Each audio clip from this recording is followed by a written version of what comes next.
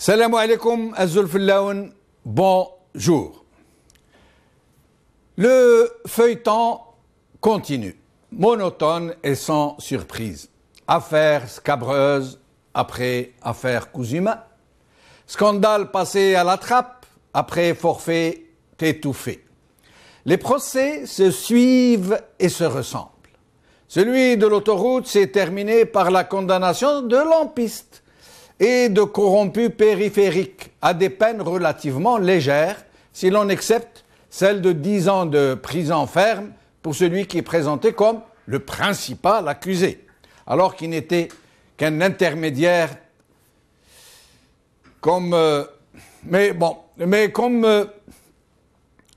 ces gens sont champions en escamotage de magiciens de foire, puisque la justice a réussi à donner le spectacle d'un procès public, des journées durant, sans pour autant appeler à la barre les principaux accusés, qui ont pourtant été abondamment cités par les témoins et les accusés. Le procès de Khalifa se déroule selon le même procédé, très vraisemblablement. Il n'y a que les acteurs et les figurants qui changent, même musique, même scène de théâtre de foire, avec toutefois quelques touches personnalisées par-ci par-là, sans grand effet sur l'essentiel. Là aussi, les principaux auteurs de la grande esbrouffe, de ce casse du siècle, ne seront pas jugés, encore moins inquiétés, peut-être même pas cités.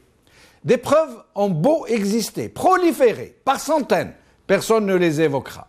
Et le principal accusé, lui-même, le fameux Abdelmomen Khalifa, semble avoir compris le mode d'emploi, la méthode pour s'en sortir à moindre frais, comme cela semble lui avoir été suggéré.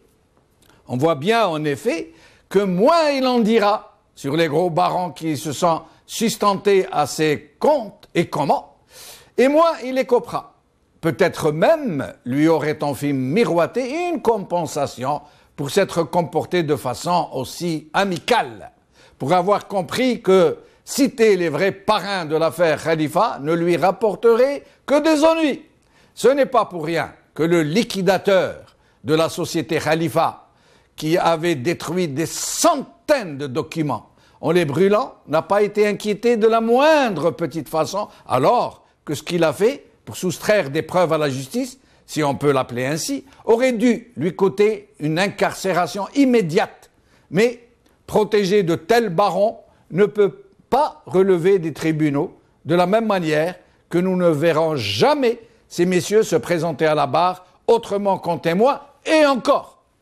L'affaire Khalifa prend donc le chemin, que dis-je, elle prend l'autoroute de l'affaire autoroute, surnommée affaire autoroule par les Algériens. Puis viendra l'affaire Sonatrach et toutes celles que le clan adverse, j'en perds mes mots, que le clan adverse va faire éclater donc, sans plus d'effet qu'une piqûre de moustique sur un épiderme d'éléphant.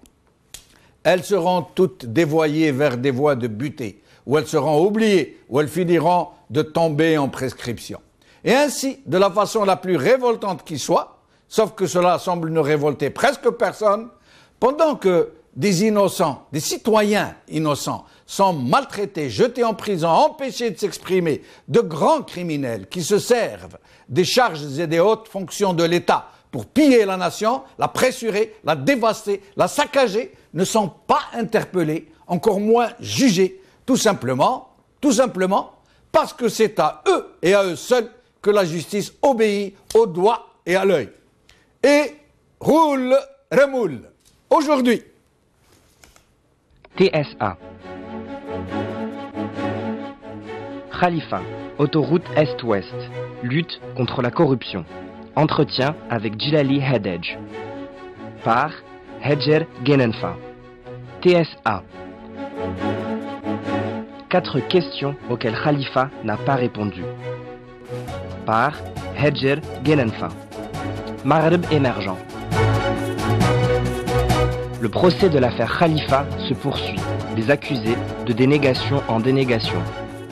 Par Selma Qasmi. Avec nous aujourd'hui, j'ai le plaisir d'accueillir Djilali Hadej, porte-parole de l'Association algérienne contre la corruption, et Yassine Mahibahi, médecin et analyste politique. Jilali Hajjaj, merci d'être des nôtres. Je vous en prie, bonjour. Bonjour Jilali. Alors, vous avez donné une interview à TSA et vous vous êtes abondamment exprimé ici et là sur cette affaire Khalifa. Est-ce que vous pouvez nous dire, en fait, en substance, ce qui se passe au tribunal, ce qui se passe dans ces locaux de la justice? Oui, ce que j'ai dit dans l'interview d'hier, je crois que nous assistons au début de l'enterrement définitif de l'affaire Khalifa. L'affaire qui a marqué tristement et malheureusement l'actualité algérienne, j'allais dire, et même internationale ces 15 dernières années. Je suis de ceux qui n'attendaient pas de révélation parce que j'allais dire, Abdelmomen Khalifa et un certain nombre d'autres accusés essayent de sauver leur peau. Et aussi, en contrepartie, essayent aussi de ménager les personnes du système, les personnes du pouvoir ou proches à la périphérie du pouvoir, donc qui ont été à un moment ou à un autre impliqués directement ou indirectement dans l'affaire Khalifa et qui se sont remplis les poches. Donc, je suis tout à fait d'accord avec vous, c'est un peu le remake du procès de l'autoroute. Je ne connaissais pas l'expression l'autoroule, je vais la noter et l'enregistrer. C'est vraiment significatif. Et certainement, on parlait de l'automoute parce que je suis un usager régulier de l'autoroute. Ouais.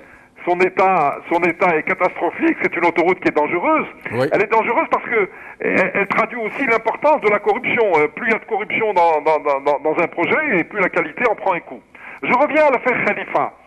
Donc on va, alors les jours à venir, on va vers un ronron dans le procès, dans une monotonie, et certainement, comme le disait un certain nombre d'avocats, notamment Maître Khaled Bourayou, il y a comme un deal qui arrangerait un peu tout le monde, qui arrangerait ceux qui sont accusés, qui sont devant la barre, et ceux qui ne le sont pas, ne l'ont jamais été, même pas à peine peut-être à titre de témoin, et qui sont impliqués. Alors, deuxième élément aussi, je dis, c'est le début de l'enterrement définitif de l'affaire Khalifa, parce que cela permet aussi de ne pas déterrer les autres pans, les autres aspects de la corruption qui a prévalu dans l'affaire Khalifa de manière générale.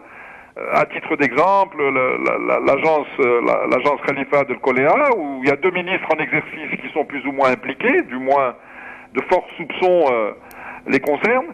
Et donc, encore une fois, ça n'est pas une surprise, il n'y a pas de justice, et il n'y aura pas de justice tant que ce pouvoir est en place, et tant que ce pouvoir fait un peu ce qu'il veut. Mais une chose est certaine, et je découvre aussi qu'au niveau de l'opinion publique, comme vraiment un écœurement énorme. Oui. J'allais dire presque un peu une désespérance, mais en même temps, chez certains d'entre eux, au niveau de l'opinion publique, des internautes, des lecteurs, des téléspectateurs, ils ne se font pas d'illusions. Maintenant, nous savons pas mal de choses aussi sur l'affaire Khalifa, mais quelqu'un me posait ce matin la question, ah oui, c'est sur une chaîne de télévision algérienne, est-ce qu'il y aura récupération de l'argent?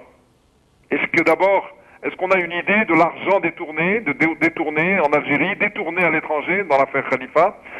On a un peu une vague idée, un peu du volume. Est-ce que vous pouvez nous donner des chiffres, Jilali Hajjaj? Je pense que, au risque peut-être de vous surprendre, je pense qu'on peut chiffrer ça facilement entre 2 ou 3 milliards de dollars qui se sont évaporés dans la nature.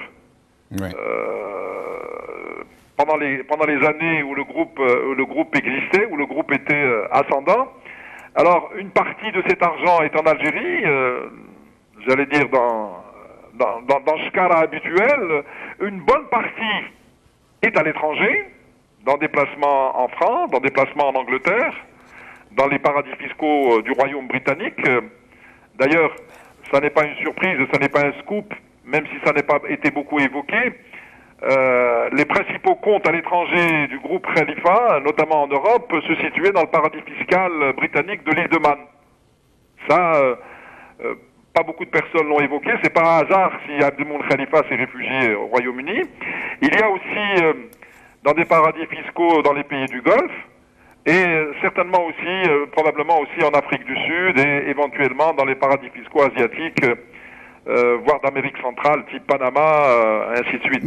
Mais cet argent, Gilali Hajjaj, il est principalement entre les mains de gros barons qui n'ont pas été inquiétés. Donc, ah, tout à fait. J'allais dire, et à la fois de l'ex-dirigeant, de l'ex-patron de Khalifa Abdelmoumene, et aussi de ces barons. Ça, c'est les éléments en argent.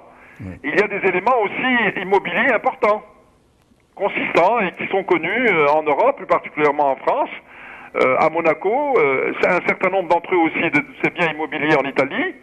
Mais bon... Ils n'ont pas été placés sous séquestre? En France, il y a eu deux ou trois petites choses placées sous séquestre, mais disons que les biens immobiliers de ceux qui aujourd'hui ne sont pas inquiétés, ceux-là sont protégés. Sont protégés malheureusement par le pouvoir politique français, que ce soit celui qui était de droite ou celui qui est à gauche en ce moment. Hein. Oui. Je ne sais pas s'il est encore à gauche. Il y a une protection aussi, j'allais dire, du système politique français. Parce qu'on sait moins en plus de ça, c'est que le versant français de l'affaire de Khalifa est pratiquement enterré. À titre d'exemple, un ancien ministre des Affaires étrangères français, à travers sa compagne, était impliqué dans l'affaire de Khalifa TV. Ça aussi, c'est un aspect qu'on préfère totalement taire. Et la justice, le tribunal de Nanterre, notamment la section de lutte contre la délinquance économique et financière, a un dossier extrêmement consistant, mais les pressions sont telles que, même du côté français, on enterre totalement aussi cette affaire. Ce qui est valable aussi du côté du Royaume-Uni. Donc c'est un argent que récupérera en partie Abdelmoumene Khalifa une fois qu'il sera libre, comme le récupéreront aussi... j'allais vous poser la question, Gilali Hajjaj. Est-ce que finalement Khalifa Abdelmoumene n'est pas quelque part dans une attitude de légitime défense? On lui a laissé le choix, vraisemblablement. Alors, soit vous vous taisez, vous n'invoquez pas les gens qui sont à la source, à l'origine de ce gros scandale, et à la limite, on va vous donner une petite peine, puis il aura des réductions de peine, et on vous fera sortir dans 2 ans, par exemple, 2 ans, pas de prison, de villégiature de luxe, et surtout, on ne cherchera pas à récupérer l'argent qui est encore entre vos mains. On ne vous demandera pas de le restituer. Est-ce que... Ah, tout à fait.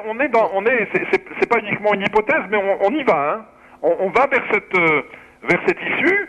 Lui, j'allais dire, il essaye de sauver sa peau et même la peine de prison, la condamnation qu'il aura, pratiquement il l'a déjà consommée. Voilà. Entre l'emprisonnement au Royaume-Uni et l'emprisonnement en Algérie. Donc pratiquement, j'allais dire, il sera libérable peut-être quelques mois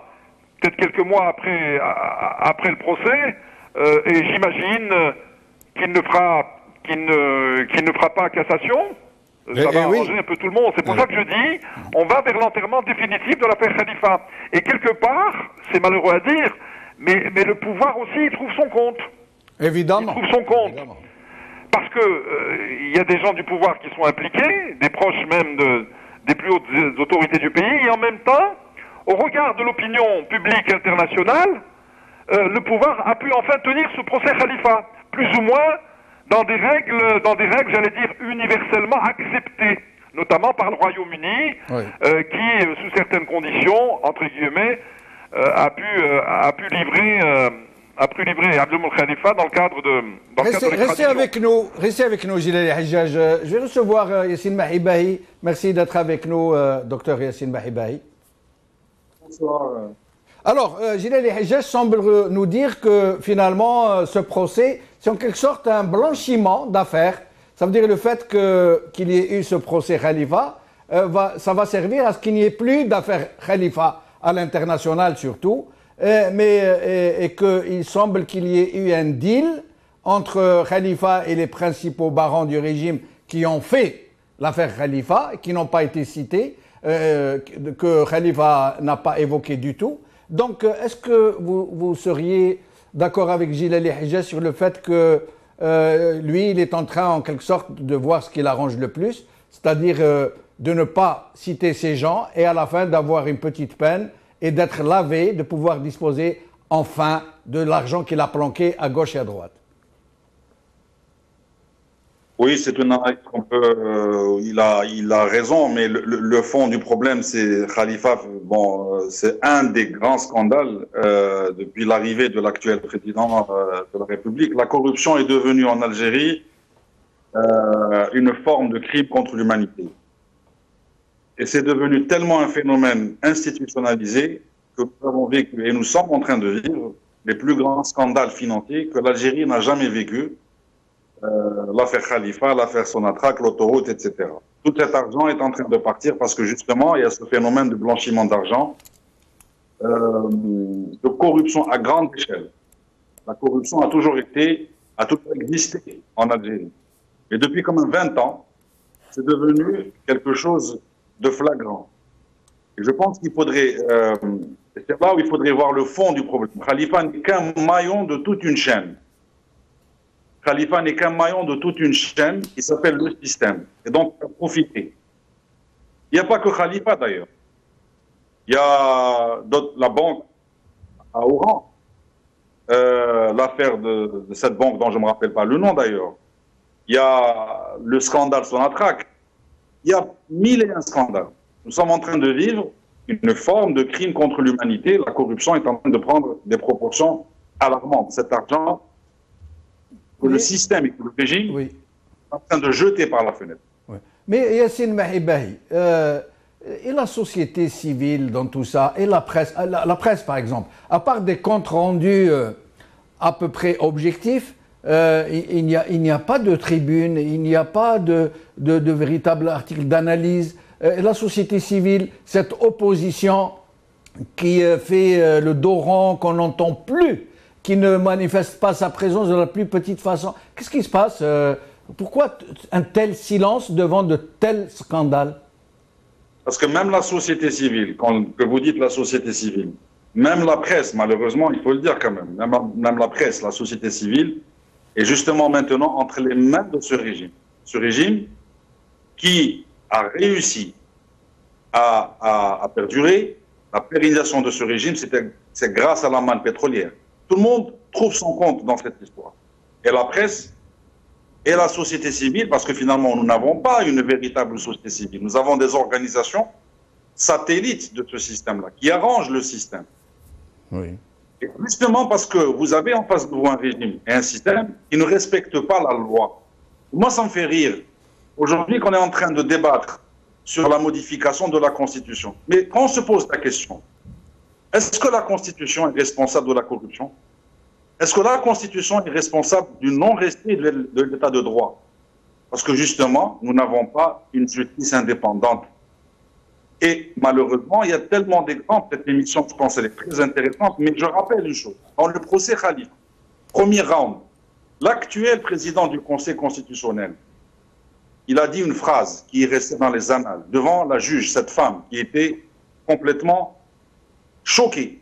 Il a dit « J'étais pas intelligent, j'ai manqué d'intelligence en signant certains papiers, certains documents ». Alors qu'il n'était pas à l'époque ministre, il n'était pas à l'époque président du Conseil constitutionnel. Il était en sa qualité de ministre des Finances. Aujourd'hui, il est président du Conseil constitutionnel. Ça veut dire que c'est lui qui est pratiquement le garant de la Constitution. Donc vous avez un régime qui est en train de profiter de la manne pétrolière, avec tous les scandales qu'on peut imaginer, avec bien évidemment la bénédiction de certains pays étrangers. Donc Khalifa, pour moi, n'est qu'un maillon d'une chaîne. Et qu'on le condamne à 5 ans ou à 10 ans, c'est comme les responsables de l'autoroute, de l'affaire autoroute, Ammar Ghoul, pour ne citer que lui d'ailleurs, n'a pas été, il a été protégé, je veux dire, il n'a pas à s'inquiéter dans cette affaire-là. Oui. Les commanditaires de cette histoire, avec l'actuel ministre, ceux qui ont pris des milliards de dollars, ils se sont retrouvés avec 5 à 10 ans de prison, des amendes. Voilà. Donc finalement, ces histoires-là, c'est le système qui fait, avec la manne pétrolière, à corrompre cette société civile, et même la presse qui n'est pas indépendante. À mon avis, je crois que c'est ça le problème. La presse, ils la tiennent par la manne publicitaire. Mais restez avec nous, Yassine Mahibey, puisque vous allez rester avec nous tout le long de l'émission. Je retourne à Djilali Hajjaj. Je suis tenté, Djilali, de vous poser la même question. À part des organisations comme la vôtre, c'est carrément silence radio. Comme si de rien n'était. Ni les partis politiques, ni les opposants, ni les fameuses sociétés du genre de la vôtre qui prétendent lutter contre la corruption, ni celles des droits de l'homme, ne se sont manifestés sur la place publique. Comment vous expliquez cette, j'allais dire, cette connivence? Ben, c'est vrai que c'est une donnée. C'est une donnée. Il y a un très net reflux au niveau de ce qu'on peut appeler la société civile, au niveau de l'opposition politique, au niveau des médias. J'allais dire quelque part, le pouvoir absolu corrompt absolument, ça c'est un aspect. Mais il y a autrement aussi un autre aspect qui n'était pas très bien connu au moment où je vous parle, depuis quelques jours, dans la Oudéa del Oued, c'est le sud-est algérien, de citoyens, simples citoyens de la société civile sont emprisonnés pour avoir exprimé des idées, pour avoir donné des points de vue, pour avoir avancé des analyses, j'allais dire, patriotiques. Ils sont emprisonnés, ils sont pourchassés par la justice. Ça, c'est une donnée qui est importante et qui peut-être n'est pas suffisamment mise en exergue. L'État policier, répressif et liberticide mobilise depuis quelque temps déjà tous ses moyens pour faire taire toute voix qui a un avis contraire, un point de vue contraire, et qui pourrait mobiliser. Donc il y a un très net reflux, qui est à la fois interne, une société civile qui est épuisée, j'allais dire, qui est éclaboussée par une sorte de désespérance, mais en même temps, un pouvoir aussi qui est vraiment répressif, comme c'est pas possible. Hein. Je peux vous citer 1001 exemples. Notre association, nous-mêmes, nous subissons énormément. Les ligues des droits de l'homme subissent, les syndicats autonomes subissent. C'est vrai que du côté de la presse, on se serait attendu à, j'allais dire, un peu plus d'écho positif de ce côté-là. Et maintenant, je suis tout à fait d'accord avec vous, Monsieur Benchenouf, du côté de ce qu'on peut appeler les intellectuels, les chercheurs, les universitaires et tout, c'est le silence radio. C'est à la fois la traduction d'une certaine peur, d'une crainte de la répression, mais c'est en même temps, parfois aussi, une certaine position, j'allais dire, un peu opportuniste. Vaut mieux ne pas se mettre à dos ce pouvoir, sait-on jamais. Certains économistes, certains chercheurs, certains trucs sont un peu, j'allais dire, en réserve de la République. Si j'émets un avis qui peut fâcher le pouvoir, je risque de ne pas être dans ces bons papiers au cas où des postes venaient à se libérer. On est un peu dans on est malheureusement dans cette situation. Hein. Moi, je trouve par exemple assez anormal, même si nous nous en félicitons quelque part, c'est dire un peu la crédibilité peut-être qu'à notre association, que nous soyons seuls sollicités par les médias. Aujourd'hui, par exemple, il y a 5-6 interviews qui ont été données à des médias comme les vôtres. Nous aurions voulu qu'il y ait d'autres associations qui s'intéressent aux questions de la gouvernance, aux questions de la lutte contre la corruption, ou même aux droits de l'homme et aux libertés de manière générale, qui montent davantage au créneau. Mais ça, c'est une triste réalité. Elle est là, elle existe. À titre d'exemple aussi, il y a quelques semaines, la coordination de l'opposition politique avait contacté notre association pour animer une conférence sur les questions de corruption. Ils l'ont fait 48 heures avant, et donc dans des conditions... mais en même temps, nous sommes ouverts. Hein, nous sommes ouverts, j'allais dire, nous sommes ouverts vis-à-vis de tout espace autonome et indépendant. Parce que c'est important aussi qu'on puisse fédérer, j'allais dire, et mutualiser un peu nos énergies pour essayer de voir comment faire sortir ce pays d'une situation qui est extrêmement grave. Et moi, je le dis, je le répète, comme je l'ai dit hier à un de vos confrères, c'est la sécurité et la stabilité du pays qui n'a jamais été aussi en danger. Ben justement, à ce sujet, Djilali Hajjaj, et il ne nous reste plus beaucoup de temps puisque vous partez à la fin de cette première partie. Ceux qui sont en train de faire éclater ces scandales, dont on a très bien compris que c'est le clan adverse à celui qui détient la réalité du pouvoir. Ce sont ceux qui ont été mis à la touche et qui sont en train d'essayer de réveiller quelques affaires à gauche et à droite, à force de voir qu'elles n'aboutissent pas, que le régime tient la justice, donc qu'il tient toute la situation en main.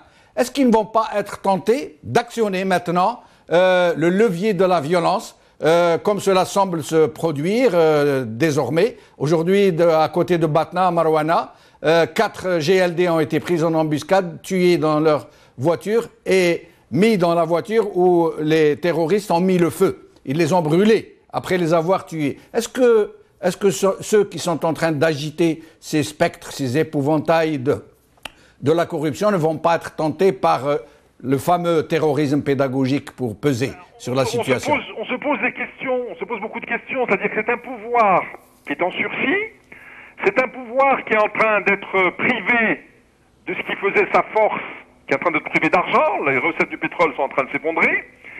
C'est un pouvoir qui essaye de sauver sa peau, j'allais dire, et d'essayer de se maintenir coûte que coûte. Et donc, il y a la particularité, il faut le reconnaître, un certain machiavélisme et un certain professionnalisme, entre guillemets, de multiplier des foyers de diversion. C'est un peu comme cette histoire de débat sur la Constitution, c'est une véritable diversion. Je suis tout à fait d'accord avec M. Mahibahi. Qu'est-ce qu'on en a, qu'est-ce qui peut nous intéresser dans un nouveau débat sur la Constitution, alors que la Constitution, qui en principe existe, est en vigueur, est violée constamment, régulièrement par ce même pouvoir. Maintenant, le pouvoir a la particularité, effectivement, surtout probablement à l'approche d'un été encore difficile, de multiplier les foyers de diversion. Ça peut être une certaine forme de violence, ça peut être mobilisé un peu plus. C'est boltagie un peu partout dans les wilayas, contre les militants des droits de l'homme, contre les syndicalistes, contre les journalistes qui essaient de faire leur travail honnêtement. On est à l'abri de rien. Nous sommes dans une phase réelle d'instabilité où tout peut arriver. C'est un pouvoir qui ne reculera malheureusement devant rien et qui, en termes d'instruments et d'institutions de répression, est en train de s'équiper de manière tous azimuts. Effectivement, c'est un peu la crainte. La crainte des patriotes et des gens intègres de ce pays, même s'ils sont une petite minorité. Gilali Hajjaj, merci infiniment, en espérant vous revoir bientôt. Yassine Mahibahi, vous restez avec nous pour nous accompagner, pour accompagner nos compatriotes, les téléspectateurs et téléspectatrices qui vont nous appeler. Nous allons observer donc un court intermède et nous attendons vos appels. Merci.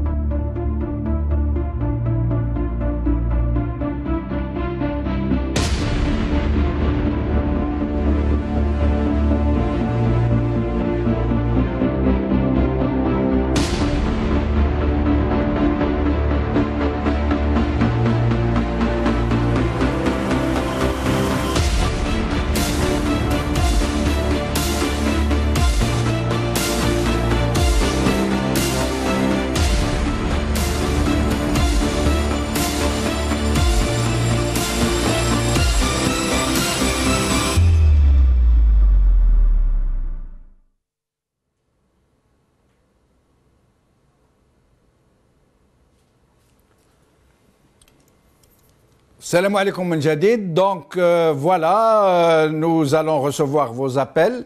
Yassine Mahibahi, Gilali Hajjaj peut paraître très alarmiste. Moi, je partage son avis personnellement. Et vous? On ne peut être qu'alarmiste, bien sûr, devant ce phénomène. Il faut rappeler que la corruption, de toutes les façons, ce phénomène... il faut quand même rappeler certains éléments de l'histoire. Le président Mohamed Boudiaf, il a payé le prix de tout ça quand il a voulu faire une enquête auprès des comptes à l'époque de certains grands métiers. Et tous ceux qui ont été désignés par l'ancien président Larkhmo, ils ont été assassinés.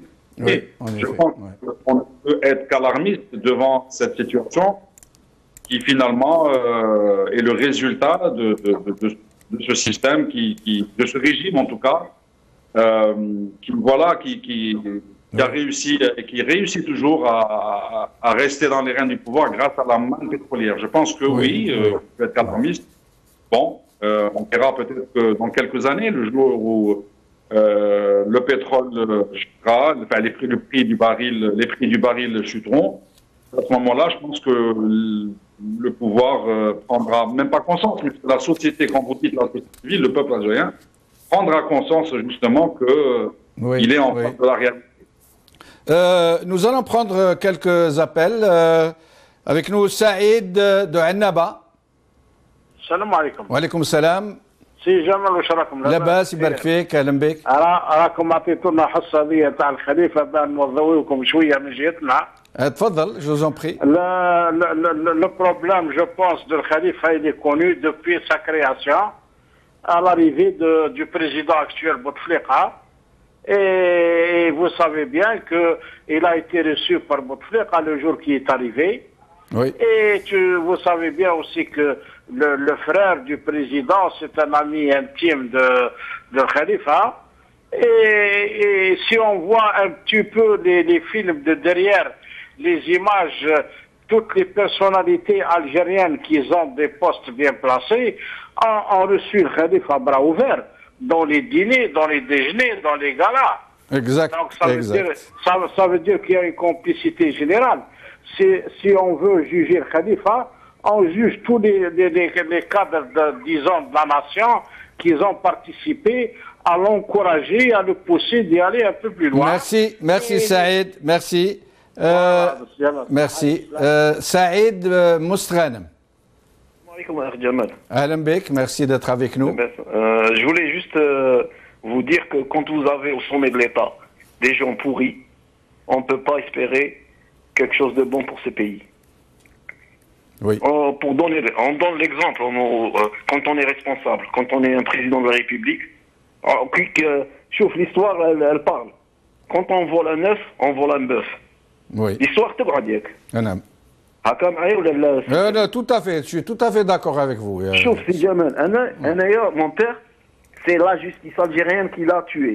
On avait une affaire. Sans rentrer dans les détails.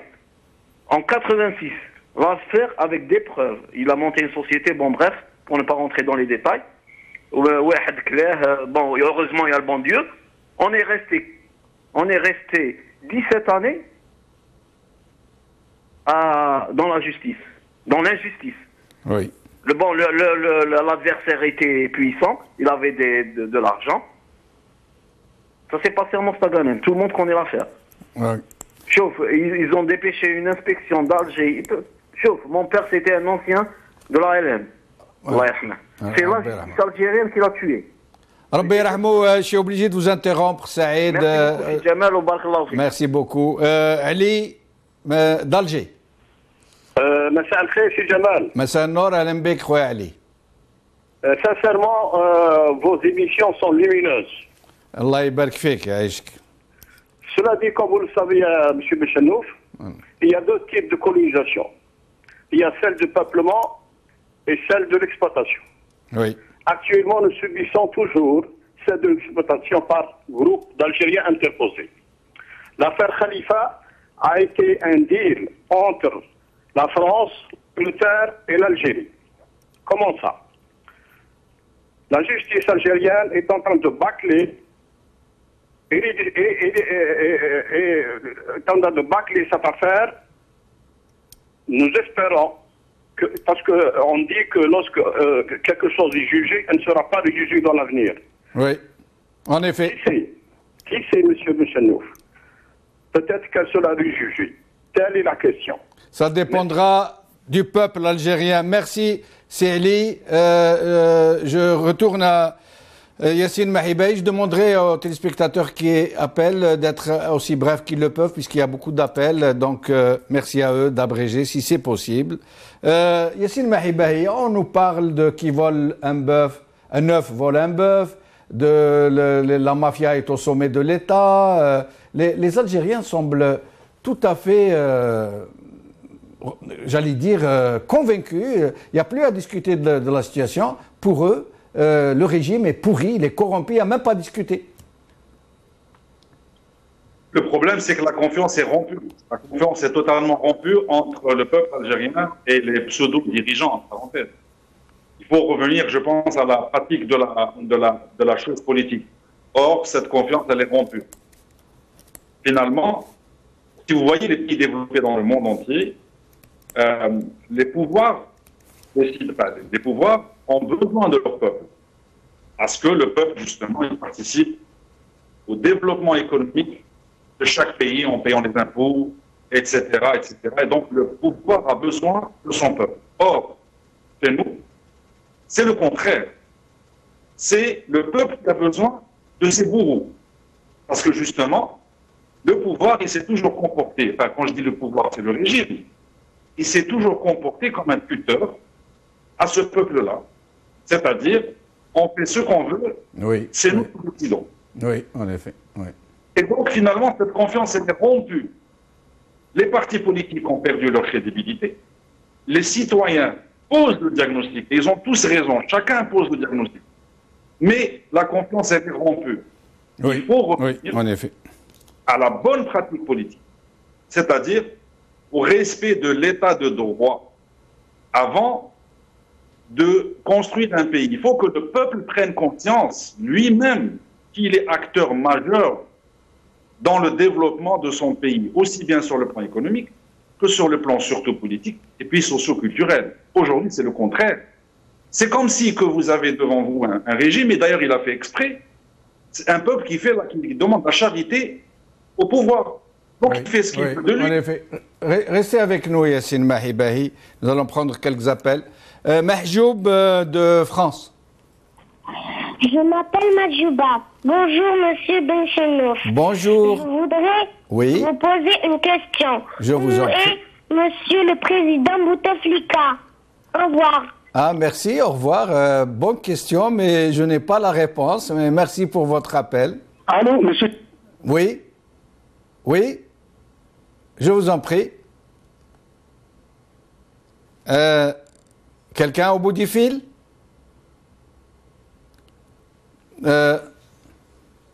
Voilà, Yassine Mahibahi, un enfant, une fille ou un garçon, je ne sais pas, qui de France vient de nous poser une question et veut savoir où est le président Bouteflika. Donc la question vous est destinée, puisque les questions doivent être posées, je le rappelle, à notre invité. Je ne sais pas, personne ne sait où il est.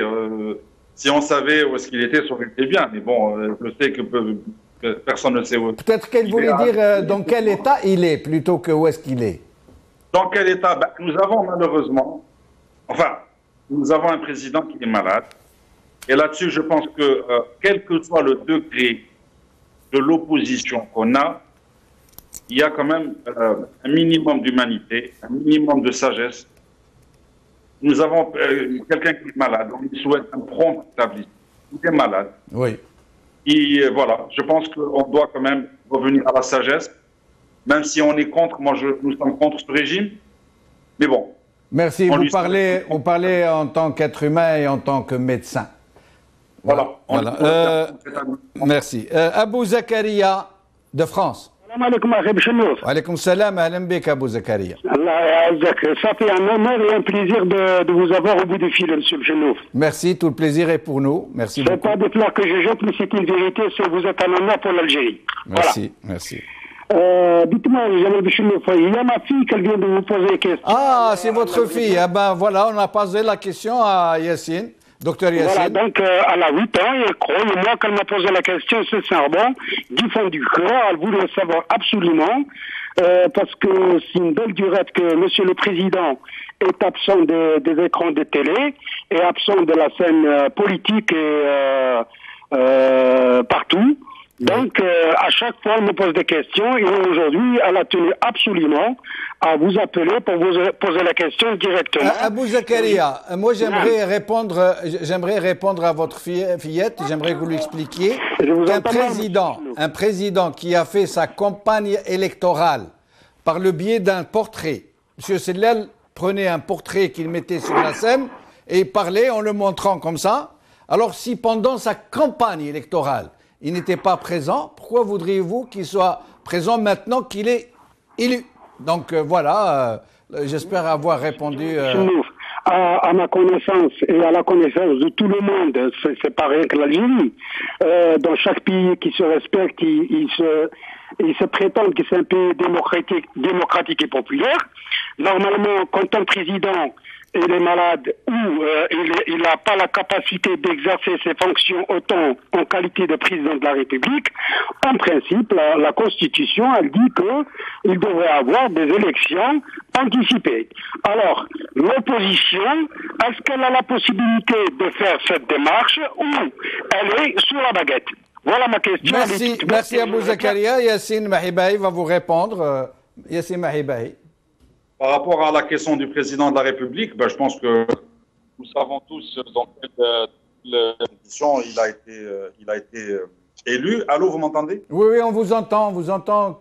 Encore que l'image est en train de changer de direction. Mais vous pouvez continuer. On vous entend. Poursuivez. Je réponds à notre ami auditeur. Je pense que tout le monde sait dans quelle situation. Enfin, le président, il a été élu. Voilà. Bon, malheureusement, ce qui est fait est fait.